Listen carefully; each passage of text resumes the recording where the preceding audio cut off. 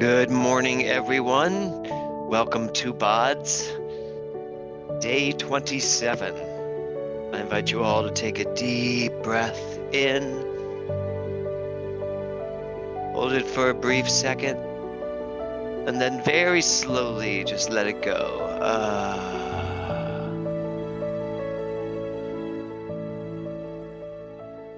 And we'll get started here today.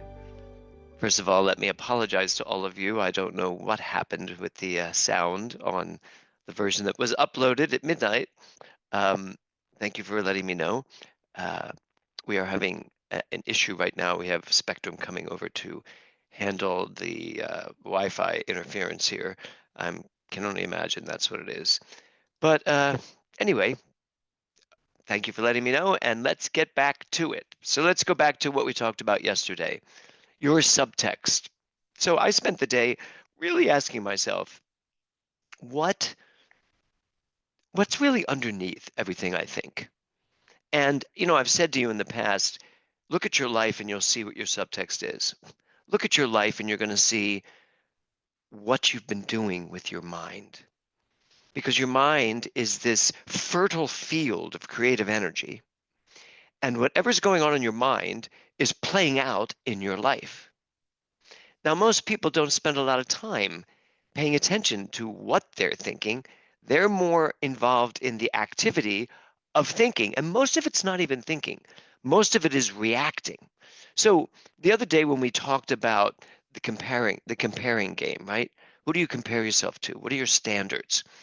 Um, Very often when you really go deep and look at the work there, the things you compare yourself to are all learned comparisons.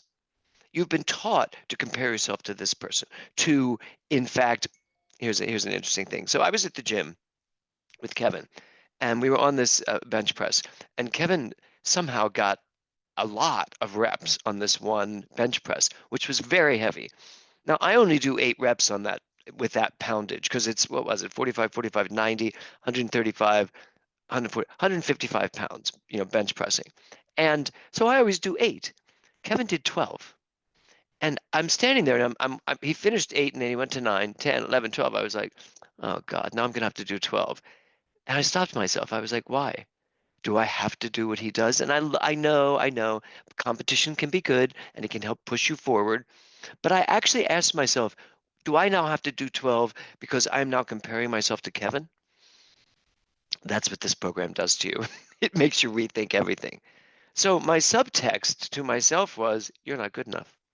You're not as strong as Kevin. And when we first met, I was the one that was doing way more than Kevin was. And so I was like, now I'm comparing myself to my older self. And my subtext is, you're not that anymore.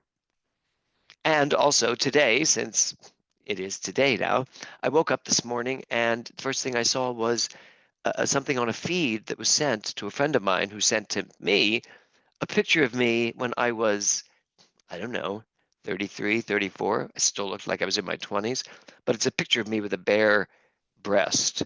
Uh, they called it the nipple shot. And it was all over New York City the year I did this off-Broadway musical. I'd go into a subway and there'd be a big picture of my nipple. If you want to see it, it's on Facebook. I posted it this morning.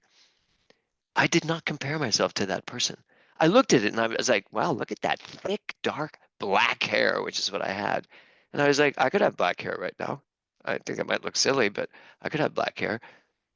This comparison game. But what's the subtext there? I'm not what I used to be. But can I tell you honestly what I thought was? I'm not who I used to be. I'm so much more.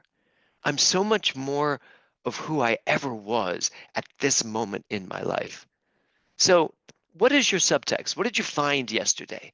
Did you find some things that need some work, that need some renovation? Did you do the archival dig down and find out what's really underneath everything you think and say and do?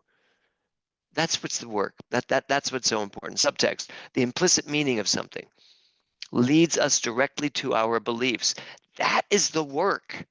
Finding our core beliefs, finding out what is it that is the motor of the activating principle of my life. And those are my core beliefs.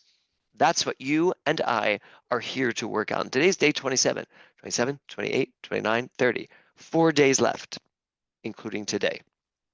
So it's time. Ooh, it is so time. And as the Buddha said, the trouble is you think you have time, but no, it's time. So what's it time for? And that's a question for yourself. What is it time for in your life? What's it time for? For me, when I say it's time, it's like it's time to do what I want to do. It's funny when that picture came to me this morning, I was like, what else is out on the internet that I don't know about? I found so many pictures and so many articles about me and my career and what I've done. But can I say the primarily what's out there about me is this. So it's like my acting career was great and I have some wonderful articles and pictures and memories, but it all led me to this moment of being who I am today. And I still want to produce and write and direct and choreograph and yes, I still want to act. I still want to perform, but not instead of who I am and what I do today. I want it all to be part of it, which is why one of my themes is enlightenment through entertainment. So it is time for me to spend more of my creative juices focusing on enlightenment through entertainment. So what about you? When is it time for you? Because here's the questions I asked you all yesterday. When is it time to be the best you? Well, now. And you're always your best self in that moment. And we all have those images, and I'm knowing that those images you have are not false realities. They are not images of your best self that you're trying to aspire to, but that you really get it on this day, day 27, that you really get it. You don't need to aspire to something out there. What you need to do, or if you choose to do it, is uncover that something in here that's already there. So when is it time to be the best you? Right now, the minute you know who you are. When is it time to love yourself more? If we're all works in progress, and we are all works in progress, because if we weren't works in progress, there'd be a finite idea of who we are, and there's not. So for all works in progress, it is time. When is it time to love yourself more? Every single moment. And the one after that, and the one after that, and the one after that. When is it time to do what you know is yours to do? All these answers are going to be now, right? It's going to be now in the present moment. But this is a tricky one. When's it time for you to do what you know is yours to do? You may be playing the game of, well, I don't know what is mine to do. Yeah, you do. There is that in you that knows what is yours to do. You need to tap into that. You need to decide, I know what's mine to do. And even if your critical mind is saying, James, you don't really know what's yours to do. It's like, okay, yeah, maybe I don't, because my mind's so cluttered with so much stuff. It is time for me to know that I know and allow it to come up. So when is it time to do what you know is yours to do? Right now in this moment. Because what's yours to do, perhaps, is to know that you know what you know is yours to do. I hope you followed that. Okay, next. When is it time to accept that you already are everything you could ever be? Yeah, I'll tell you something. So I was looking at that picture of me, my nipple, and my jet black hair, and I asked myself, what did that guy know that I don't know? And my answer was nothing, absolutely nothing. And then I said, what do I know that that guy didn't know? And my answer, ooh, makes me emotional. My answer was how good he was. I know the greatness that was in that young man, but that young man, he didn't know it. He had a lot to show and he had an enormous ego, and it's me. I had an enormous ego, but that was covering up such a low idea of myself, such a low self-esteem, such a and people when I talk about that now, people that knew me then, they're like, yeah, you had low self-esteem. Yeah, I did. And it came out as an overinflated ego, which was also a problem. So, when is it time to accept that you already are everything you could ever be? Now. I can't go back there and accept that for him then, but I can accept it for me now and take that and go with it. And that's what I'm telling you. You are the greatness of the quantum field, releasing its creative juices at all times. Go with that. Be that. So make a choice to up your game. Everything we just talked about, everything I just talked about in this session so far is upping your game. If you're willing to do it, up your game, whatever that means. Even if you're sitting there going, I don't know what my game is. Yeah, you do. I can just go back and repeat what I just said. You do. There's something in you that does. Maybe you're afraid of it. Maybe you're afraid you're not going to do the right thing. Maybe you're afraid it's too late. Whatever that is, make the choice today to say, done with all of those yeah buts and excuses. I'm going to up my game, even if it's just to take the time to know who I am. That's something you will be doing for the rest of your entire physical life here, knowing who you are, because you're going to keep evolving. You're going to keep growing, keep expanding. And again, this is called BODS, being our dynamic selves. What's dynamic? It's energy, it's a movement. Dynamic is action. That's it. Being your constantly moving, expanding self. And with that, your mind gets to decide how your body follows along with that. So yesterday, I also had a couple of things that people had said. I think my subtext had been for many years, I'm not enough, or that I don't really matter. Not to keep going back to that picture, but I remember back then, I used to think, God, I wish I was bigger. I wish I was more handsome. I wish I was sexier. I look at that picture, I'm like, Jesus, God, you had everything you needed back then. I have everything I need now. If I put that same outfit on, I'd have gray hair, but the body would look pretty much the same. That's the truth too. So I'm not really enough. I don't really matter. Yeah, you are, and yeah, you do. My subtext, I think, has been I'm nothing special. Wow. If you're nothing special, then what is special? Because every single one of you are so incredibly special. You have something that I don't have, and I don't covet it. You have your own personality. You have what makes you you. And I think that's amazing. I'm not jealous at all because I have what makes me me. And the fact that you're you and I'm me makes much more interesting conversations than if I just had a yes person who was me. I mean, how long can we just talk to ourselves? Seriously. So today, I want you to ask the question, what has changed? What has changed since the day you decided to take this course and now? That's part one. The other one is, what has changed from your earliest memory of yourself till now? What has changed?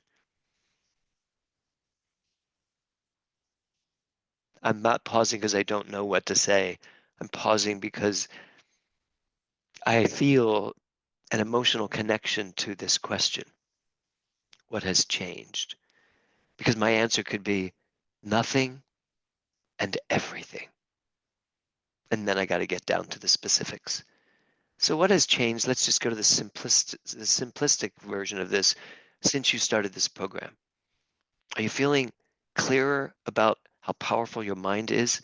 Are you using your mind more to let out what is yours to let out? Are you getting clearer? Clarity. Are you having clarity around your ability to make choices and decisions that impact the way your body shows up in life? What has changed? And maybe you'll say nothing. I'm kind of still the same. Okay, I would question that. I would argue against that and say, you may think nothing's changed, but something has changed. Even if it's just whatever's in there now. If you've listened to all of this, you can't listen to it and not hear it on some level. So what has changed? Eckhart Tolle says, time isn't precious at all because it's an illusion. What you perceive as precious is not time, but the one point that is out of time, the now. That is precious indeed. It doesn't matter where you were, what you've done, who you were, how black your hair was, how your nipple was all over New York City at one point in time. None of that matters. What matters is, who are you right now? Who are you right now? And I guess we can say I am an amalgamation of everything that's happened prior to this, and that's all fine and that's all well and good. And I love looking back at some of the things I've done. But who am I now in this moment? So time isn't precious at all because that already happened. And this will never happen because the future is an illusion. Because the only thing that the future is the now in that moment. What we have the gift of understanding and knowing is that what I do now impacts what that now will be. So what I choose to do with my mind now, who I decide to be now, fully impacts the experience I have of me in the future. So, what has changed and what do you want to change? The more you are focused on time past and future, the more you miss the now, the most precious thing there is. The only time that you can make choices and make decisions. I can't choose what that guy did back then, that young James Mellon, what he did back in New York City, and I don't even know what year it was, 1990, 89, 90, 91, whatever it was. I can't. I can't do anything about that. Now, I know in the quantum field they say you can, since time is an illusion and it's very fluid, you can go back and inhabit that. But that's not what this is about today. I'm understanding that right now I am thinking in this present divine perfect moment. I can have a better relationship to that. But I'm really more focused on where do I want to experience my now when that now moment happens? Because what I do now impacts whatever is going to come. So, what has changed in your life? What has evolved for you? Where have you grown? Where have you stayed still? Where have you backpedaled? There's a lot of power to knowing the answer to those questions. You are whatever you say you are. Your body is whatever you say it is. You will experience whatever you decide to experience. I had a friend over for dinner last night, and he asked me about BODS. He said, I've heard about this and people are talking about it. Tell me what it is. And I said, he said, do I get recipes? Do I get put on a specific diet? Do you give a workout program? Do you give health tips? And I said, you know what BODS really is? It is a come to Jesus moment where we realize that our bodies are nothing more than a reflection of our minds. And my journey in BODS is to get really clear. What am I doing with my mind? What am I doing? How am I creating my perfect dynamic self by using my mind to know the truth about myself? And he was like, oh, so it's really like science of mind. I said, it is a science because all of this is quantum science. Science of mind was the precursor to quantum metaphysics, I believe. It started to get us clear that our minds are creative. And so I said, do I give health tips? Yes. Do we talk about diet things? Yes. There's a day with no sugar. There's a day with, no dairy. We do that. We absolutely do that. Do I talk about working out and exercise? Absolutely. But it's up to the person to decide what that is. It's up to you to decide how you're going to manifest the physicality that we talk about on this program. And that's back to the fact that you have choice and volition. You know where to go. Kevin did 12. I got to be honest, I still did 8. And then the next time I got down, when I was doing my last set, I said, you know what? I probably could do more than 8. That's for myself. I could expend my energy even more. And I ended up doing 10. And I was like, great. So maybe 10's my standard right now because that's what I just did. So that's all about me and where I want to go and how I want to use this thing called my mind. Do I want to get into the game of it or do I want to just use it with a very strong understanding that I'm at choice? So here are your directives today. I want you to make a list of what has changed during this process. I'd also like you to make a list of what has changed in your life from the earliest memory till now. Okay? And then I want you to make another list of what you still need to address. So it's like these things have changed, and these things I still want to change. And take a look at those two lists and then make a decision regarding what you see. Because you see, you get to make a decision. Here's the list of all the things I'd like to change. Change them. Don't let that list of things I'd like to change hang out there in the world of the future of things that I will eventually change. Because you know what? They don't. Eventually stays eventually. I always say, if I'm here and there's my future, as I walk around, and if it just stays out there, your job, if you decide to take it, your job is to, here's what's changed, yay. Here's what I still want to change, yay. And now I'm making a decision one by one to do what I want to do. And that's today. Really paying attention. What has changed? What do I want to change? Okay. Health tip. You ready? Heart healthy today. It's not about avocados, although it is because that's very heart healthy. I want you to have a heart healthy day. Omega-3 rich fatty fish. So am I saying go have salmon for dinner? Maybe, although I had salmon last night, but I could have cod, right? So heart healthy, nuts and seeds, beans and lentils, olive oil. Stick olive oil into your protein drink or anything you're doing without cooking it. Cooking it changes the texture, not the texture. It changes what it does in your body. But just have olive oil. Some people take a teaspoon of it every day. Very healthy for your heart. Low-fat dairy products and dark chocolate, right? That's not bad in moderation. So I'd like you to really focus on your heart today. I've had to do that in this last year, and it's been good, really good for me, to be very honest. So omega-3 rich fatty fish, nuts and nuts and seeds, beans and lentils, olive oil, low-fat dairy products, and dark chocolate. So I want you to just spend the day having a heart healthy day and see how you feel at the end of the day. Okay? Okay. That is our BODS. I invite you all to take a deep, deep, deep breath, and we will get started closing ourselves out.